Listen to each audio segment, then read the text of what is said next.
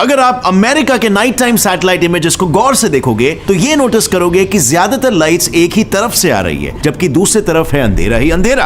Also थोड़ा और गौर से देखोगे तो यू विल सी कि एक क्लियर कट लाइन डिवाइड करती है इस डेंसली पॉपुलेटेड रीजन को from the sparsely populated region, almost as if किसी ने हाथ से ये लकीर ड्रॉ की है। इनफैक्ट अमेरिका के रोड नेटवर्क्स भी ईस्ट की तरफ ही कॉन्सेंट्रेटेड है, यहां तक कि फ्यूल स्टेशंस और यहां तक कि टैको बेल आउटलेट्स भी, सब कुछ in the east. Well, very strangely America की 80% पॉपुलेशन तो सिर्फ इतने से एरिया में रहती है और बाकी बचे इस वास्ट रीजन में केवल 20% पॉपुलेशन रहती है। और अगर इस 20% में से भी हम डेंसिटी की बात करें तो 63% तो इधर वेस्ट कोस्ट एरिया में ही एक्यूमुलेटेड है और बाकी बचे सिर्फ 37% इतने बड़े एरिया में रहती है। And this is almost equal to saying India बड़े जितने एरिया में इंडिया की सिर्फ 3% पॉपुलेशन रहती है। एंड इसीलिए अमेरिका का ये सेंटर वेस्टर्न रीजन दुनिया के एम्प्टीएस्ट लैंडस्केप्स में से एक माना जाता है। नाउ ऑब्वियसली ये सवाल उठता है कि आखिर ऐसा क्यों? वेल, इसके लिए एक बार अमेरिका का ये मैप देखो। यू विल सी कि अमेरिका में स्टेट्स का बाइफर्केशन एकदम प्रॉपर स्क्वायर शेप में हुआ है, but actually it was never supposed to be like this. America का मैप तो कुछ ऐसा दिखने वाला था। So how did it go from this to this? और इसका यहां की पॉपुलेशन से क्या रिलेशन है? वेल, इसका जवाब अमेरिका के फास्ट एक्सपेंशन में छुपा हुआ है। काफी यूनिकली अमेरिका टेरिटरीज खरीद के अपनी सीमा बढ़ाते गया और उसमें भी अमेरिका ने एक स्पेसिफिक पैटर्न दिखाया called the westward expansion. Actually शुरुआत में ही पोस्ट इंडिपेंडेंस इंडिपेंडेंट अमेरिका सिर्फ इतने ही एरिया तक सीमित था और बाकी एरिया अभी भी यूरोपियन पावर्स द्वारा कॉलोनाइज थे। And fortunately European colonies were falling short of cash from all the wars. So इसी सिचुएशन का फायदा उठा के यूएस ने शुरू कर दिया एक के बाद एक टेरिटरीज को खरीदना। And then within around 80 years USA का ये छोटा सा पैच बढ़कर बन गया वर्ल्ड का 4th largest country. So basically हमारी ये giant western country America literally east में क्रिएट हुई थी और एक्सपैंड होके वेस्ट तक पहुंची और इसीलिए अमेरिका में लोग वेस्ट में ईस्ट के मुकाबले कम है। And see, America is called a nation built by immigrants. So native Americans और अफ्रीकन स्लेव्स के अलावा सब बाहर से ही यहां पर आए।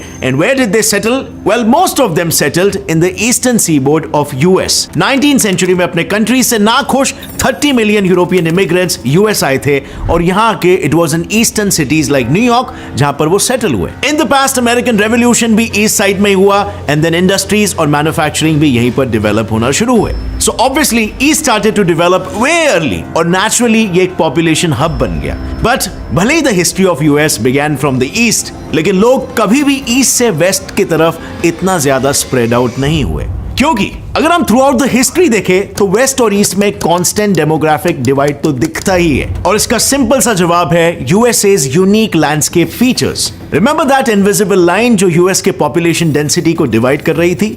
वो एक्चुअली यूएस की क्लाइमेटिक बाउंड्री है which passes through meridian 100 degrees west. तो चलो इमेजिन करो you are driving through the US east से west. Now as you are driving through the east आपको दिखेगी greenery, flowering plants, farms and obviously human communities. लेकिन जैसे ही आप cross करोगे द मेरिडियन 100 वेस्ट आपको दिखने लगेंगे large endless patches of dry parched land और दूर दूर तक नो इंसान। बेसिकली ये वो लाइन है जो डिवाइड करती है the semi arid west from the humid continental and subtropical east. This is interesting, right? Well, America 3 दिशाओं से पानी से सराउंडेड है। Pacific Ocean to the west, Atlantic Ocean to the east और साउथ ईस्ट की तरफ the Gulf of Mexico. लेकिन Pacific से आ रही मानसून विंड्स को पूरी तरीके से ब्लॉक कर देता है द रॉकी माउंटेन्स, जो कि पूरे नॉर्थ अमेरिका का लार्जेस्ट माउंटेन सिस्टम है। अब इससे होता यह है कि वेस्ट का नैरो कोस्ट रीजन वो विंडवर्ड रीजन बन जाता है जहां पर अच्छी खासी रेनफॉल हो जाती है। But on the other side of the Rockies यानी कि यूएस का सेंट्रल वेस्ट ब्लॉक एक लीवर्ड साइड बन जाता है क्योंकि यहां पे एक रेन शैडो रीजन कास्ट होता है। और वेस्ट में सिर्फ एक नहीं बल्कि बहुत और सारे माउंटेन रेंजेस है जैसे cascades, Sierra Nevada, transverse, peninsula और क्लामेथ एटसेट्रा जो इसी तरह पैसिफिक विंड्स को ब्लो करते हैं। On the other side east USA में एक प्रोमिनेंट माउंटेन रेंज है the Appalachians. But in comparison to Rockies, Appalachians are 1500 miles long जबकि रॉकी उसका डबल 3000 माइल्स है और एपालेचियंस का हाईएस्ट पीक भी अराउंड 6684 फीट है, whereas रॉकीज का हाईएस्ट पीक उसका डबल है 14440 फीट। तो आप खुद ही सोच सकते हो ये अटलांटिक से आती हुई विंड्स को हार्डली ब्लॉक करेगा। Plus the Gulf of Mexico से आते हुए मानसून विंड्स भी नॉर्थ की तरफ जाते हैं, so clearly the area receives abundant rain. अब जाहिर सी बात है ह्यूमन सेटलमेंट्स भी वहीं पर होंगे जहां पर फ्रेश वाटर अवेलेबिलिटी होगी for agriculture and so on, and exactly this reflects on the population density map. But you'll be shocked to know कि अमेरिका की ये इनविजिबल क्लाइमेट बाउंड्री एक्चुअली एक सेंचुरी पहले ही किसी ने डिस्कवर की थी। And he was America's top scientist at the time, John Wesley Powell.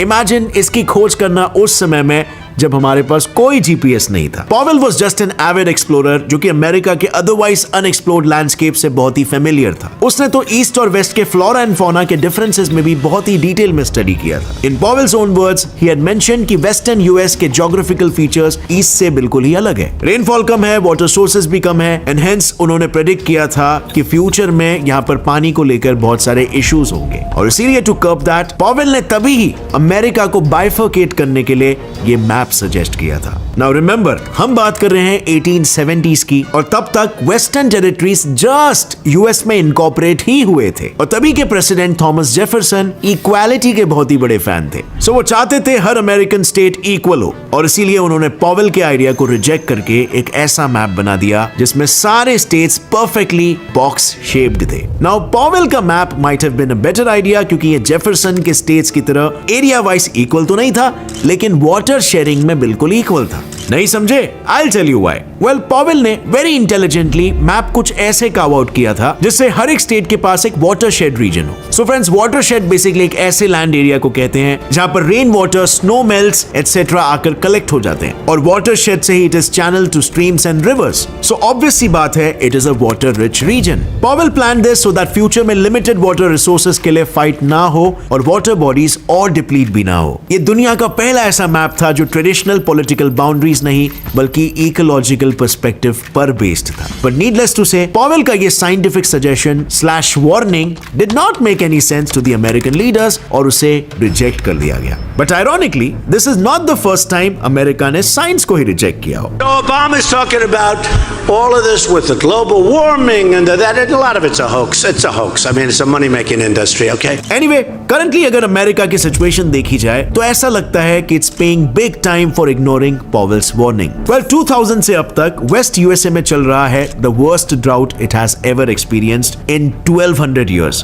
and it's just not ending. ये इस drought का 23rd year है। एरिजोना, कैलिफोर्निया और नेवाडा में मैंडेटरी वाटर कट्स लगा दिए गए हैं। कोलोराडो को primary natural disaster area declare कर दिया गया है, और यूटा और न्यू मैक्सिको में तो 2 स्टेट इमरजेंसीज लगा दिए गए, one for water scarcity and the other for wildfires. Now friends, as you must remember, हमने ये समझा था कि west receives way less rainfall than the east, और कंपैरिजन के लिए लुइसियाना और टेक्सास को ही लेते हैं। वैसे तो ये दोनों कंटिन्यूअस स्टेट्स, एक 100 मेरिडियन ईस्ट और दूसरा वेस्ट सिचुएटेड है, but still Louisiana receives 60 inches rainfall and Texas तो उसके आधे से भी कम, जस्ट 29 इंचेस। रेन के अलावा भी अगर हम यूएस में लेक्स और रिवर सिस्टम्स की भी बात करें तो west is not as blessed as the east. East में नेचुरल वाटर बॉडीज का कंसंट्रेशन ज्यादा है as compare to west, plus it is perennially flowing due to abundant rainfall. West में on the other hand high temperature, low rainfall, wildfires और ineffective water management की वजह से जो थोड़े बहुत रिवर्स और लेक्स है वो भी सूखे पड़ गए हैं। लैक ऑफ रेनफॉल की वजह से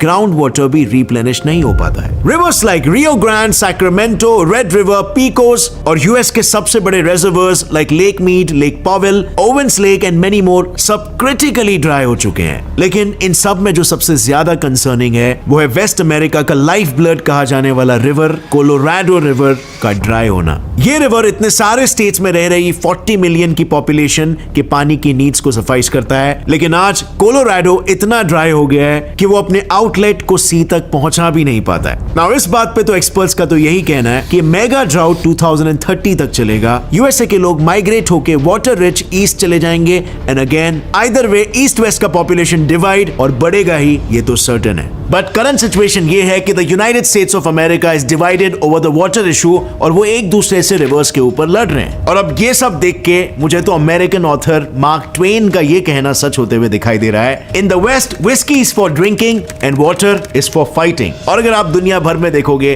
तो पानी की वजह से यही सब तो हो रहा है। Somalia, Egypt, Afghanistan, high tea, Laos, Cambodia जैसे नेशंस अपने घुटनों पर आ गए हैं। पानी के कमी के आगे द माइटी मायन सिविलाइजेशन तक टिक नहीं पाई।